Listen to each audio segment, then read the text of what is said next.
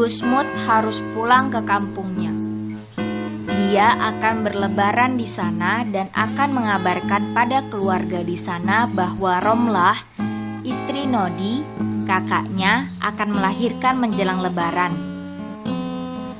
Malam, sehabis tarawih, dia berpamitan pada Pak RT, Pak Lurah, Warkono, Bu Sairi, dan yang lainnya. Selama tinggal hampir 3 minggu, Gusmut memang mengenal banyak orang warga kampung. Sebagian malah sudah akrab dengan Gusmut. Paginya selepas subuh, dia berpamitan pada Mat Piti, Romlah, dan Nodi, dan Cak Dlahom. Saya pamit, Cak. Salam kagem, ibu bapak dan semua sanak di sana. Saya masih boleh kan, Cak? Kemari lagi. Siapa yang bisa melarang? Orang punya kehendak, Gus. Terima kasih, Cak. Gusmut semeringah. Dia datang ke kampung itu dengan niat hendak bertemu kakaknya dan untuk melihat kondisi kandungan iparnya. Tapi kemudian mengenal banyak orang dan dia disambut dengan tangan terbuka. Dia betah, tapi harus pulang untuk menemani orang tuanya berlebaran di kampung. Sudah siap berangkat, Gus. Terdengar suara Mat Piti. Dia khawatir Gusmut akan kesiangan sehingga sampai ke kota menjelang sore dan tidak ada lagi bus yang akan mengangkutnya. Kampung tempat tinggal Cak Dlahom dan Mat Piti memang berjarak cukup jauh dari kota. Dari kota, kampung itu bisa dicapai dengan menumpang angkot 2 kali dan naik ojek sekali.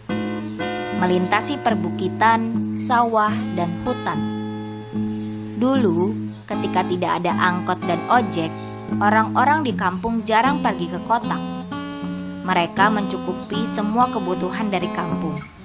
Tak ada sabun, tak ada deterjen, atau kalau mereka pergi ke kota, mereka akan berjalan kaki sehari penuh, menginap di masjid kecamatan, lalu meneruskan berjalan kaki setengah hari ke kota.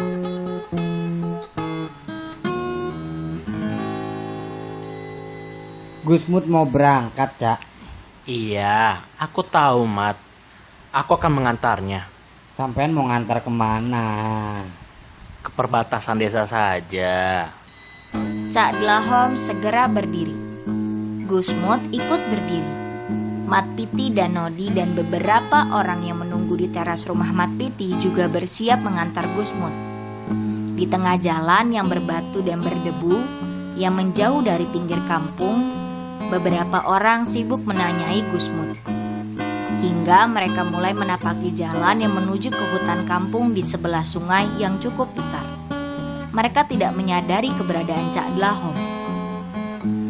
Sejak dari rumah Mat Piti, dia memang berjalan paling belakang sambil seperti biasanya cekikikan sendirian. Loh, Cak Dlahom mana? Seseorang berteriak ketika menyadari ketiadaan Cak Dlahom. Orang-orang berhenti berjalan. Mat Piti segera berlari kecil ke belakang. Gusmut dan Nodi mengikutinya. Orang-orang akhirnya juga mengikuti. Mereka menemukan Cak Dlahom kira-kira 500 meter dari tempat mereka berhenti. Duduk bersila di depan batu besar di pinggir kali. Waduh, Cak. Sampean tak kira kemana? Mat Piti menegur Cak Dlahom. Aku di sini, Mat. Iya, saya tahu. Tapi kita kan mau mengantar Gusmut. Iya, aku tahu. Aku juga mau mengantarnya. Lah terus kenapa sampean berhenti di sini? Masih jauh loh, Cak. Aku diberhentikan oleh batu ini, Mat. Oh alah, Cak. Batu itu kan sudah ada sejak dulu. Batu besar yang ditunjuk Cak Dlahom adalah batu yang terkenal di kampung. Batu kali besar berwarna hitam pekat. Ukurannya lebih besar dari gubuk yang pernah ditinggali Cak Dlahom. Posisinya berada setengah di kali, setengah di jalan. Orang-orang kampung menyebutnya sebagai batu setengah. Aku tahu, Mat. Batu ini sudah ada sejak dulu. Lah iya. Terus kenapa sampean berdiri di situ? Batu itu yang meminta aku berhenti. Sampean itu loh. Itu terus. Batu ya batu, Cak. Masa bisa ngomong? Cak Dlahom diam. Selama berbicara dengan Mat Piti, dia tak menoleh ke arah Mat Piti dan orang-orang yang mengelilinginya. Pandangannya terus ke batu. Gusmut yang penasaran memberanikan bertanya. Apa kata batu itu, Cak? Cak Dlahom menoleh pada Gusmut. Dia tersenyum. Senyum Cak Dlahom paling manis yang pernah dilihat Gusmut. Batu ini bertanya, aku hendak kemana? Aku menjawab, hendak mengantarmu pulang. Terus, Cak? Busairi penjaga masjid mulai berani bertanya. Batu itu menjawab, enak jadi manusia, bisa jalan-jalan, sementara dia hanya terus terpantek menjaga sungai. Sampean lalu jawab apa, Cak? Warkono, rekan Busairi di masjid yang mendengar Busairi berani bertanya. Ikut-ikutan bertanya. Ya, aku jawab, ya jadilah kamu manusia batu. Tapi ya tak mau, kata batu. Maafkan aku manusia, aku tak mampu. Jadi manusia, aku tak sanggup. Aku memang batu, tapi aku kalah keras dibanding hatimu. Mendadak suasana menjadi sepi. Tak ada lagi orang yang bertanya.